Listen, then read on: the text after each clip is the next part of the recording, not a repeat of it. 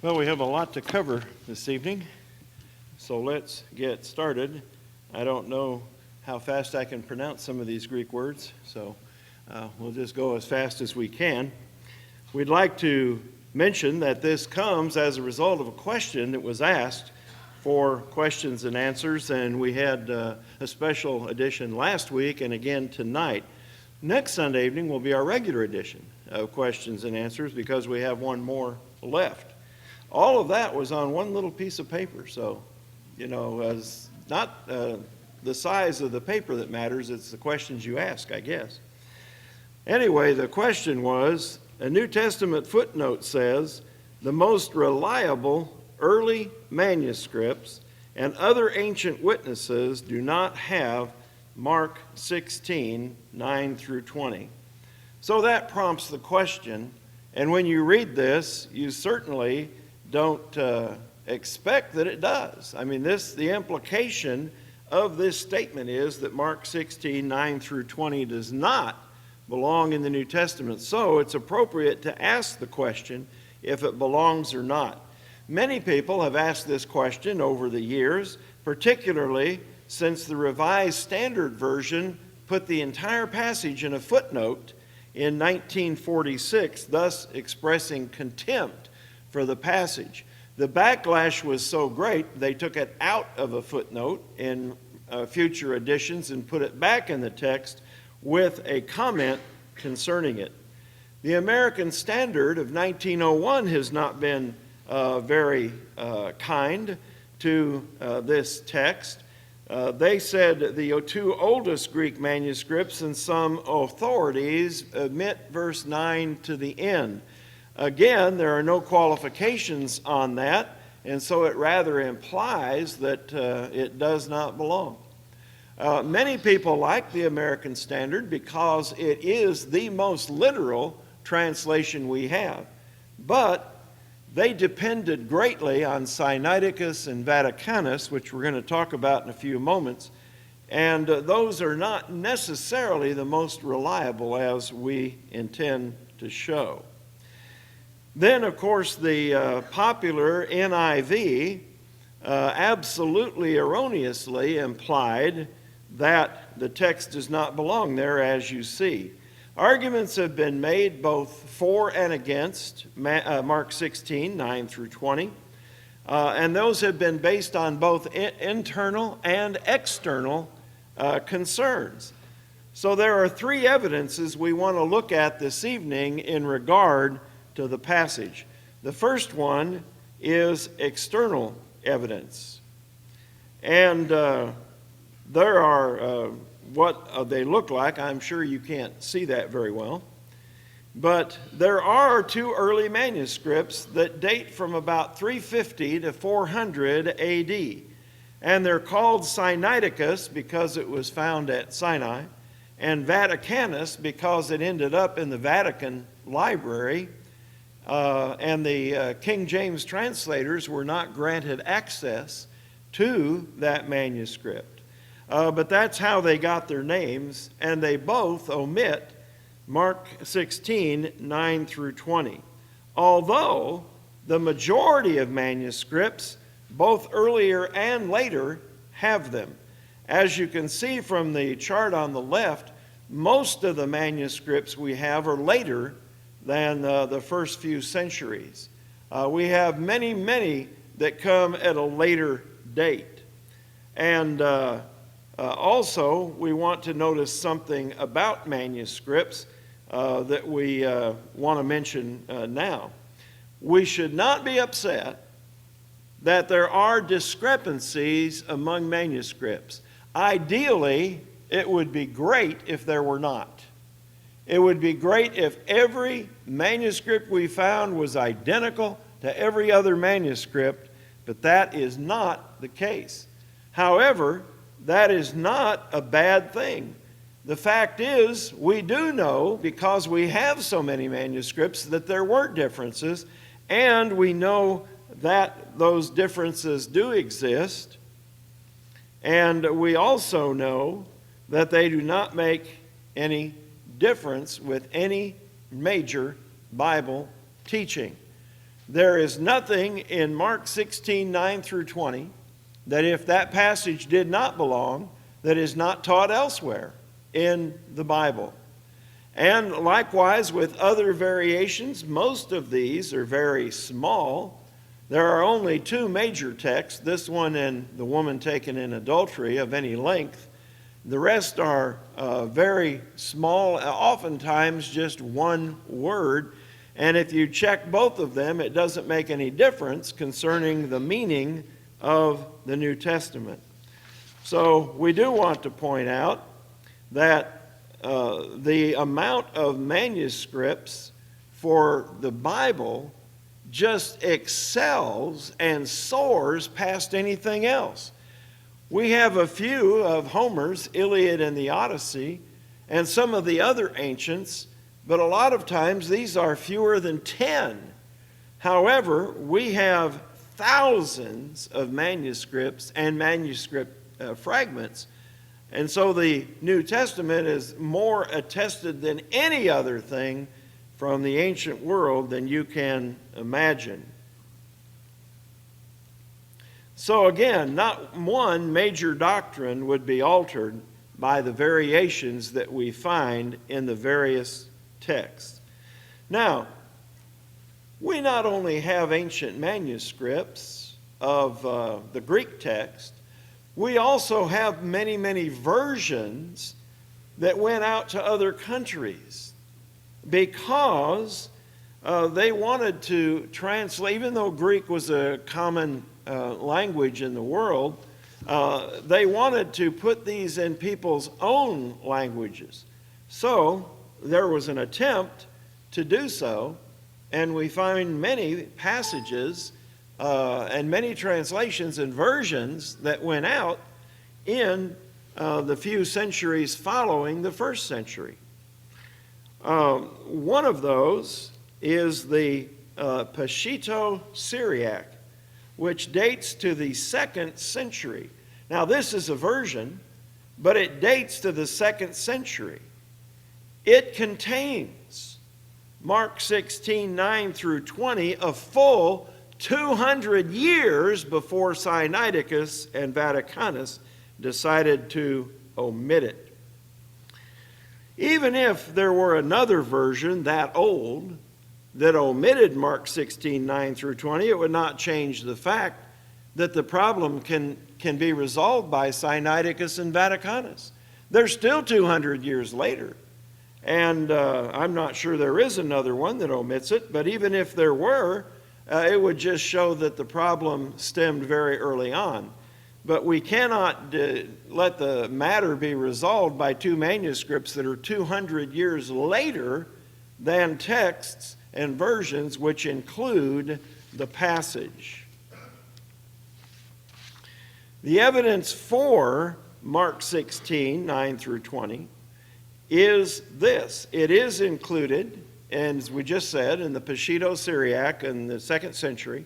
It was cited, the passage was cited by Justin Martyr in AD 160, and it was also cited by Irenaeus, one of the early leaders in the church, in 177 AD. Here's the quote from Irenaeus. But Mark wrote in the end of his gospel, and this is verse 19, that Jesus was received up into heaven and sat down at the right hand of God. We find that quote from AD 177, again, well over 200 years before anybody ever heard of Sinaiticus and Vaticanus. James A. Harding, founder of Harding University, made this statement in the Nashville debate, which I believe was about 1893. Irenaeus was born about the time the Apostle John died, certainly not many years after. Irenaeus knew Polycarp and listened to him preach and teach. But Polycarp was a pupil of the Apostle John, and Irenaeus, who was the pupil of Polycarp, So this is only one person removed from an actual apostle. Irenaeus quotes from these verses, and he quotes them as Holy Scripture, and he represents them as having been written by Mark. There are some people who say, I don't know that Mark even wrote this passage. Well, in AD 177, Irenaeus thought he knew who wrote them, and he said that Mark wrote these words. So we find that there is abundant evidence concerning early historical record and Mark 16, 9 through 20. I would think it would be incumbent upon those who want to disparage this passage to show what's wrong with this evidence. Where does it go wrong? It seems very compelling. Why don't you accept it? But they put more trust in those two manuscripts than they do in all of this evidence. Now, we want to go ahead and notice, what about those two manuscripts? How reliable are these? Remember how we always see that word, these old reliable manuscripts? Well, first of all, whoever wrote Vaticanus left a blank space, as though deciding whether to include Mark 16, 9 through 20 or not. No blank spaces are hardly ever found in manuscripts. I've been told never, but somebody claims that he found one in 1 Corinthians or something like that. So maybe that should be amended to hardly ever. But nobody confirms what that guy said, so never might be correct. At any rate, it was either never or almost never.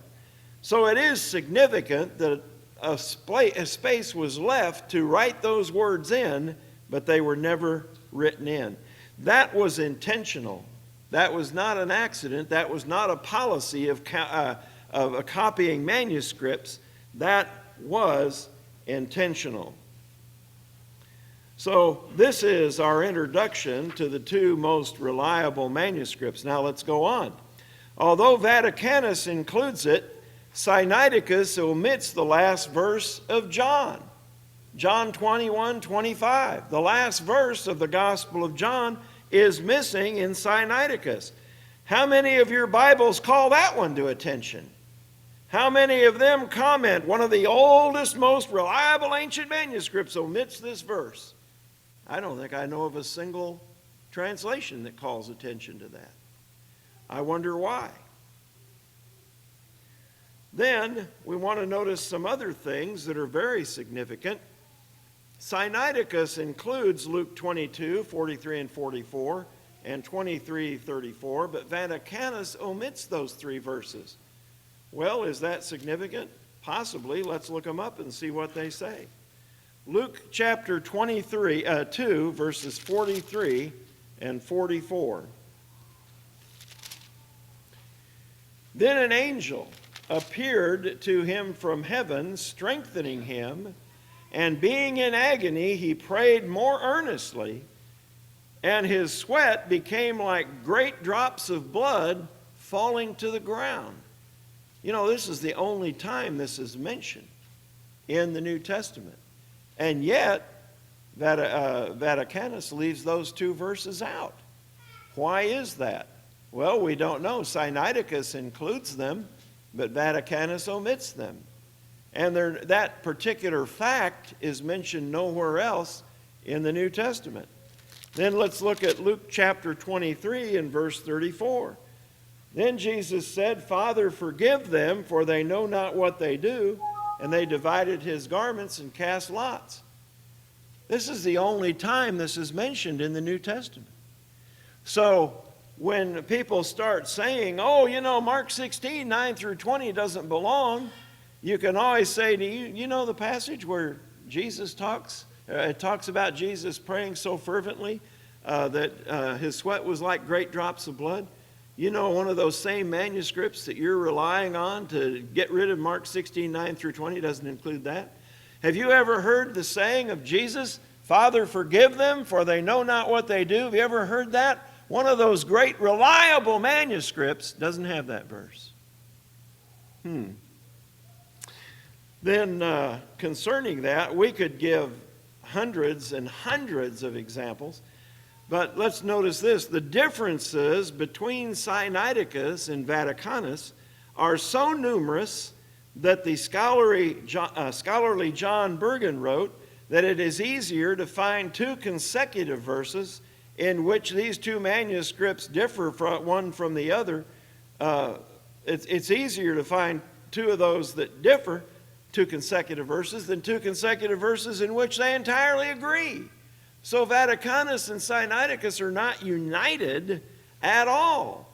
They have numerous disagreements as to what the text says.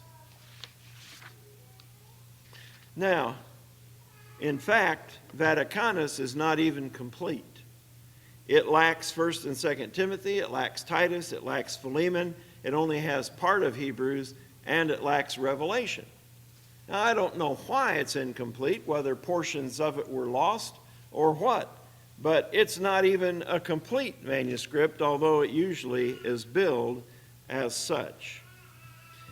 Well, now, that's the external evidence, and that's a look at the two manuscripts that are relied upon to get rid of, Mark 16, 9 through 20. Now we want to go to the internal evidence. One of the complaints lodged against Mark as the author of the text, 16, 9 through 20, is that the last 12 verses contain a number of words not used by Mark anywhere else, and therefore he could not have written it. That's what is alleged. All right? The number of these words varies depending on the scholar discussing the passage. For example, Alford is reported to have found 17. E.P. Gould allegedly found 19 words that Mark had not used anywhere else in Mark 1:1 through 16:8. The theory is that the inclusion of all of these additional words proves that some other writer than Mark had written the conclusion to his gospel. How compelling is that? I've been over this several times, and I can only find 16 words. And you can do the same thing. You can write down the number of each word in the entire text, Mark 16, 9 through 20, and then use a concordance to see if it's been used previously. I could only find 16 words, so I don't know where they're coming up with some of these additional ones.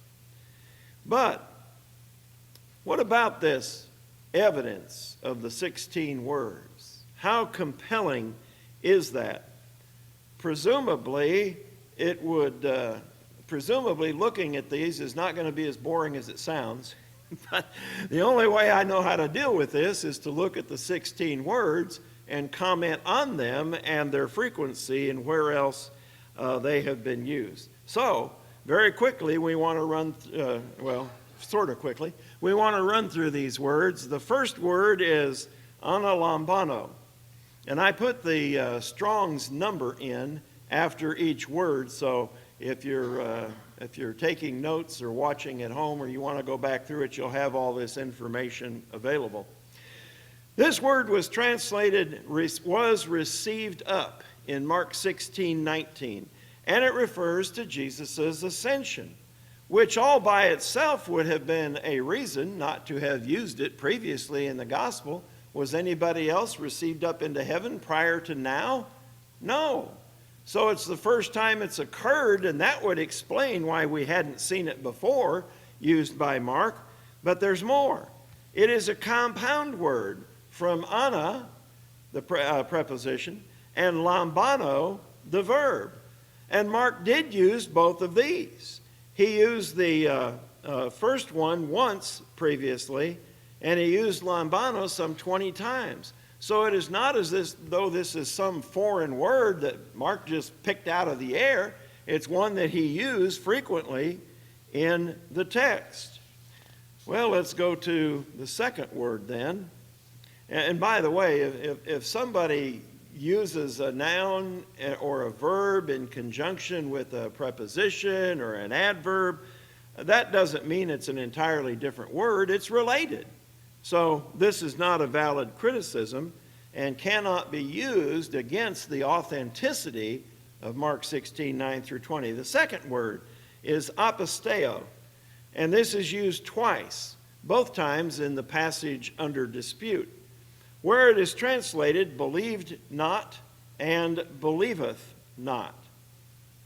Although the verb is not found anywhere else in Mark, he used the noun form, aposteia. We do that all the time with certain words. For example, somebody might say, "Did you go out and shop today?" And shop is being used as a verb. And then somebody else might answer, "Well, yeah, I went to a shop," using it as a noun. Well, the same thing is true in the Greek. The very same root word may be used as a noun, it may be used as an adjective, it may be used as a verb. And so when you say, "Oh, aposteo," "Oh, Mark never used that before." Well, so what? He used the noun form, apostia, and he used it 3 times in Mark 6:6, 9:24, and 16:14. So notice that he has used the word.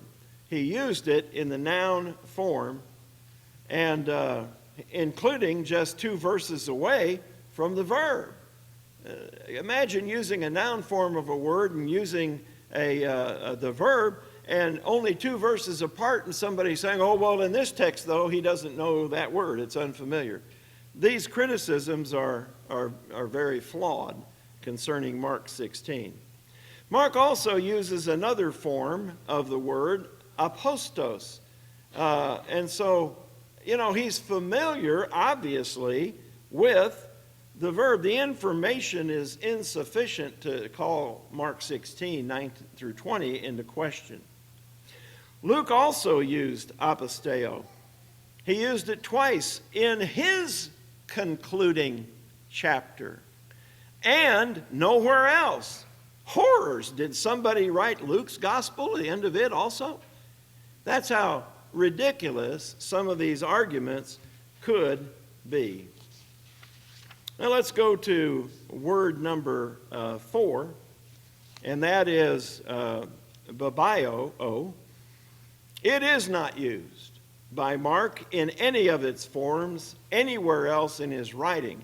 Matthew, Luke, and John do not use it at all. Perhaps it is used by Mark, however, because he is the only one of the 4 to record that the Lord was working with his apostles, confirming, and that's the word, confirming the word through signs following. Since nobody else put it this way, maybe that's the only reason why it appears in Mark 16 and verse 20. Since Mark had not used this concept before, maybe that's why it is found here. The writer of Hebrews, however, did use it to express the same thing. As you read Hebrews chapter 2, verses 1 through 4, it is mentioned that the word was confirmed with signs following. So it is not the case that the writer of Mark 16, 9 through 20 is drawing words from a different vocabulary. He occasionally is communicating a concept not heretofore expressed in the text, but it's entirely valid and should not be used to think some other author wrote the final 12 verses. Next, we come to blapto, and that's a strange sounding name, isn't it? It's another word rarely used in the New Testament. In fact, it is only found 2 other times. And we won't go into that, but you might have a legitimate case with this word. Of the first time of the 16 words, you might have a case. But let's go on to number 5. The next word, hendeka, is translated 11. Why is this a new word? Could it be before now there had always been 12 apostles and now there are only 11? There wasn't any need to use the word prior to Judas' betrayal of Christ. So Mark now selects this word because there are no longer 12. By the way, Matthew has it in 28:16 because there were only 11 as he got to the end of his gospel too. And Luke references it twice in his final chapter as well as in Acts chapter 1. Anything mysterious about Mark's choice of this word would have to be manufactured. It is no less than what we would actually expect. Now, two of the words, and we've taken these out of order, are compound verbs, as in the first example that we looked at. The main part of the verb is akolutheo, and it usually is translated follow. Mark employed this verb 18 times throughout his gospel. He used that Greek verb 18 times. However, in Mark 16:20, he added a preposition to it, epi, and thus making it a different word that he had never used before. But it's still translated following. Just because one adds a preposition to a word does not suddenly mean he's invented a whole new word that he's never used before. In Mark 16:17, he added para to akolutheo, and it is still translated follow. You know, you have to be desperate for criticism. You have to be desperate to try and make somebody else the author of this passage with so flimsy evidence based on these different words.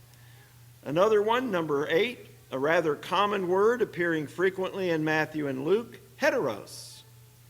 And this is ignored by Mark. Mark doesn't use the word until Mark 16:12.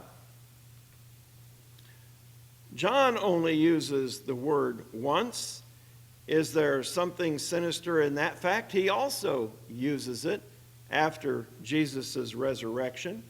Nobody has ever indicated that John maybe didn't write what he wrote. It's just, again, a matter of using the appropriate word at the appropriate time. The Lord assures them, we'll get to that in just a moment. Let's get to number 9. I didn't put the word down there, it doesn't look like. But the translation of it is deadly, the next word. The Lord assures them in Mark 16:9-20, that if the apostles, the 11, drink any deadly thing, it will not hurt them. No discussion of this type had ever been held before, and Mark is the only one who records this conversation. This is the only passage in the entire New Testament where thanasimos appears. So, is somebody else other than Mark write the end of the gospel? James used a related word in describing the tongue as being full of deadly poison. However, both words are derived from thanatos, which is translated death, which is used a number of times by all writers, including Mark, who used it 6 times throughout the course of his gospel. So he's using a derivative of the word. It's not a whole different word that nobody's ever heard of before. Now we come to number 10, a word commonly translated look or see 24 times in the New Testament is theaomai. Mark incorporates it twice in Mark 16:11 and 14, the disputed passage. This is the first legitimate case where Mark actually chooses a word he had not used previously in any of its forms, that is, noun, adjective, adverb, and so on, or had a special purpose in selecting it for the 11. So there is one word, I think that makes two. I think that's the second word now we've seen that has no precedent earlier in the book of Mark. 2 out of 10. 10 alleged, but only 2 that it actually fits. Number 11, the word morphe, and you can probably tell what we get in the English from that word. It is used only once by Mark and twice by Paul in the entire New Testament. So it's not a word that appears very often. Jesus appeared in a different form to 2 disciples. Paul talks about Jesus being in the form of God, but coming in the form of a servant. Philippians 2, 6 and 7, and that's the only time you find the word in the New Testament. However, Paul also uses cognates of this word in 3 other verses, and Mark did also. He used the verb form with the preposition meta in front of it when talking about Jesus' transfiguration in Mark 9:2, in which he changed form. And so this is not a valid criticism either. No legitimate objection can be raised against Mark's use of this word. The Greek word for serpent is ophis, and it is only referenced once by Mark in 16:18 when he says the apostles would not be hurt by taking up serpents. As with other words, however, this is particularly significant since John only employed ophis once concerning Moses lifted up the serpent in the wilderness. Naturally, you would not be using it if a serpent wasn't involved, and Mark had never recorded anything previously. But the word does appear in Revelation 5 times. John only used it once in John, but 5 times in Revelation. Number 13, one might think that pantaku is a common word in the New Testament because we say it so frequently. It means everywhere. But everywhere is not used at all by Matthew or by John. Luke records it only once in his gospel with reference to Jesus healing everywhere. But he made use of it 4 times in the book of Acts. So that's where we find it elsewhere. The 7th and final time it appears is in 1 Corinthians 4:17, where Paul said that he taught the same doctrine everywhere in every church. The ironic thing is that a related word, pantakothen, is found only once in the entire New Testament, and the writer who selected that word was, wait for it, Mark, in chapter 1, verse 45. And so once again, it does have a precedent in being used in the text of Mark. This is another one of Mark's mysterious words that has been debunked. Number 14, the verb pentheo and the noun penthos are found 5 and 10 times respectively in the New Testament. While it is true that Mark does not use mourn or mourning elsewhere, the same is true with Luke. He only uses it 1 time in his entire gospel in Luke 6:25. It makes 2 appearances in Matthew and 0 in John. Again, what's the significance of that, however? Everybody used it infrequently. Number 15, and a really bad choice of using something against Mark's authorship, is the word poreuomai, meaning to go, depart, went. Matthew was motivated to use the word 29 times, but Mark only 3, all in this one disputed passage. This evidence certainly seems damaging against Mark's authorship of the last 12 verses until it is known that Mark used the word in combination with two prepositions, eis and ek, meaning to go into and to go out of, respectively. Mark used eis poreuomai 8 times and ek poreuomai 11 times. Mark certainly, therefore, demonstrates familiarity with the word. And so, once again, this is an invalid criticism. Now, the last of the distinctive words is husteron, translated afterward. And it is only used once by Mark and by John. Luke uses it twice.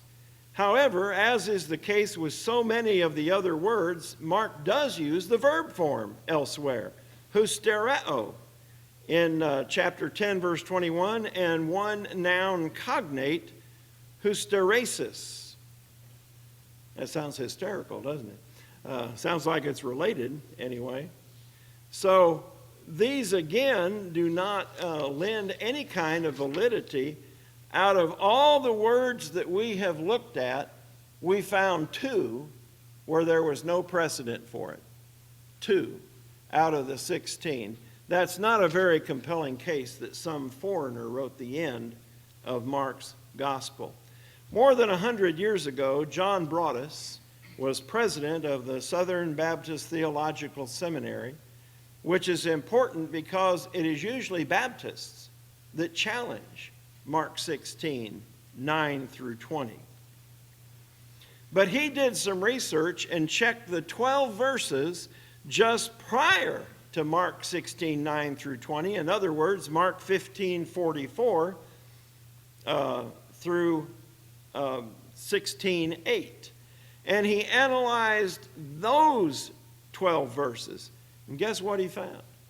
He found that Mark used 17 words that he had not used previously in his gospel account. Isn't that interesting? So, do we now have to mistrust that passage also, based on the internal evidence? J.W. McGarvey was rated the greatest scholar of his era by a London newspaper. And he examined the last 12 verses of Luke and found 9 words that Luke had not used previously. 4 of those are found nowhere else in the entire New Testament. So, does that mean Luke did not write it? Well, I don't know anybody arguing that, but they could. It would make at least as much sense as challenging Mark 16, 9 through 20. In other words, challenging this passage on the basis of internal evidence is a non-argument. There is no validity to it. We only found 2 that had no precedent either in content or in usage in another form. And so that's not much of an argument, is it? But that's the one that's used. Now, besides that internal evidence, read the text. Does verse 8 sound like a Christian writer, a place where he would end the gospel? Let's look at it again. Mark 16, verses 7 and 8. But go and tell his disciples. And they went out quickly and fled from the tomb, for they trembled and were amazed, and they said nothing to anyone, for they were afraid. End of gospel. Does that sound encouraging? Does that sound uplifting? Does that sound like the gospel being spread? No. It is obvious not a place where Mark ended his writing. But, you know, those who are absolutely in love with Sinaiticus and Vaticanus come up with explanations for why the gospel ended there. Scholar Bruce Metzger, who is revered on most campuses and considered an expert in manuscripts, an avid lover of Sinaiticus and Vaticanus, tried to explain. Mark was interrupted, or perhaps was arrested, or imprisoned, or killed before finishing. Really? That's the best you can come up with? God couldn't see to it that Mark finished his gospel? That is so absurd, just on the face of it, that you would think somebody would be embarrassed to actually suggest that. Well, let's take a look at Mark 16, and we might ask ourselves, why? Why have people fought against this with arguments that have no merit? Why have they done that? Could it be there's something in there they don't like?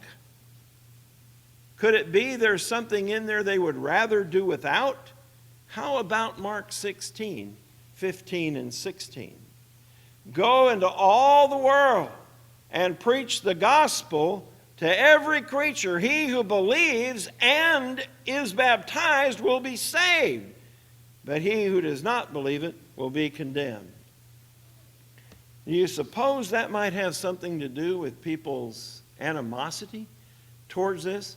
Why? Do we need that passage? No, we can prove baptism is essential to salvation by a dozen other passages of Scripture. We don't need that, but it makes it so plain and so clear that it's not hard to realize why some people don't want it in there. All you have to do is ask people, what conditions are necessary for salvation? 1, faith. 2, baptism. It's not a complicated verse, is it? And anybody can understand that verse unless they've been poisoned and warped over the years and just for the life of them cannot see it. But if you take somebody who's not been coached improperly and you sit down and you ask them, what does that mean? What do you think they're going to say to you? Well, you have to believe and you have to be baptized, and then you have salvation. It's so clear you can't miss it. And I suggest that's the reason why people really fight against it. If those verses weren't there, probably nobody would object to this passage at all. And certainly they wouldn't make ridiculous arguments against the passage when the evidence indicates that it belongs.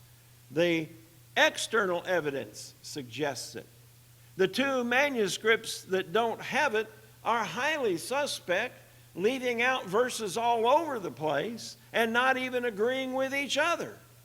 And then finally, the argument based on the internal evidence of these words are used by Mark in one form or another throughout his gospel. We find them over and over again, or there was simply a reason why they hadn't been used before. He hadn't been received up into heaven before. There had been 12 disciples, not 11 before. And so there is a perfectly rational explanation or a precedent. I don't know why people persist in this criticism when the passage obviously belongs in the New Testament. And I'm not going to apologize for using it because it's the Word of God. And if people want to know the qualifications for salvation, Jesus mentions faith and baptism. He didn't mention that that was all that was necessary. He had previously in Luke said, unless you repent, you shall all likewise perish. But these 3 precede being saved. It's that simple. Have you believed that message? And have you been baptized if you believe? That's the only way to have salvation. If you have not done that, we invite you to obey this evening. If you have but have not lived faithfully in respect to that commitment that you once made, why not come back this evening while we stand and while we sing?